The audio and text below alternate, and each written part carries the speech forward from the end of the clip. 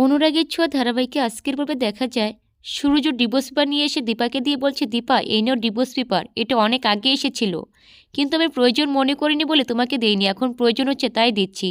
আর তোমার সঙ্গে যে কেসগুলো ছিল সব আমি তুলে নিব, কারণ আমি এখান থেকে বহু দূরে চলে যাচ্ছি, আর ফিরে আসবো না। এই বলে সূর্য সোনারূপাকে আদর করে সেখান থেকে বেরিয়ে পড়ে।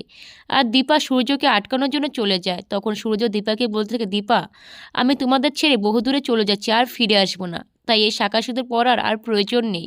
তুমি চাইলে এগুলো মুছে ফেলে নতুন জীবন শুরু করতে পারো, আমার কোনো অসুবিধা নেই। তুমি আজ থেকে মুক্ত, তোমার দুটো মেয়েকে নিয়ে তুমি সুখে থাকো, কারণ আমি একজন ভালো বাবা এবং ভালো স্বামী হতে পারিনি। এই বলে সূর্য সেখান থেকে বেরিয়ে যায়। এরই মধ্যে বৃষ্টি আসতে দীপার শীতের সিঁদুর মুছে যায়। আর দীপা শুধু বিয়ের স্বপ্নগুলোই দেখতে থাকে। এদিকে লাবণ্য এসে দীপাকে বলছে, দীপা সূর্য তো নিজের নতুন জীবন শুরু করতে চলে গেল, তুমি এবার নতুন জীবনটা শুরু করো, কারণ এই বৃষ্টিটা স্বাভাবিক বৃষ্টি নয়, তোমার সিঁদুর কিন্তু মুছে যাচ্ছে দীপা, তুমি ভাবো এটা।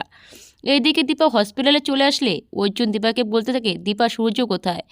এই বলে অর্জুন যখন সূর্যকে ফিরিয়ে আনতে যাবে তখন দীপা অর্জুনকে বলতে থাকে, সূর্য আসেনি, ও আমাদের ছেড়ে বহু দূরে চলে গেছে, আর কোনোদিনও ফিরবে না আমাদের কাছে। তখন অর্জুন বলছে, এটা হতে পারে না, আমি যাচ্ছি এখনই সূর্যকে ফিরিয়ে নিয়ে আসবো। তাহলে আপনাদের কি মনে হয়, অর্জুন কি পারবে সূর্যকে ফিরিয়ে আনতে? Please comment.